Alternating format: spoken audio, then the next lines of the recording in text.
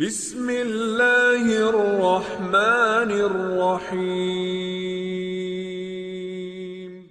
ذوالحج، جسے ذوالحجہ بھی کہا جاتا ہے، اسلامی کیلنڈر کا 12واں اور آخری مہینہ ہے۔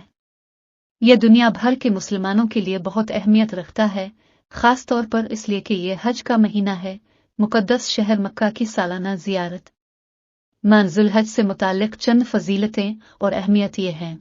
ذوالحج کو حج کا مہینہ کہا جاتا ہے اور اس مہینے میں حج کرنا اسلام میں سب سے بڑی عبادات میں شمار ہوتا ہے۔ ہر صاحب استطاعت مسلمان پر زندگی میں کم از کم ایک بار حج کرنا فرض ہے۔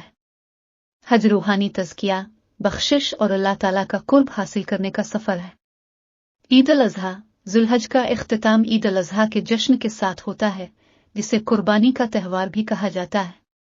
یہ عید اللہ کی فرمانبرداری کے طور پر اپنے بیٹے کو قربان کرنے کے لیے حضرت ابراہیم کی رضامندی کی یاد مناتی ہے۔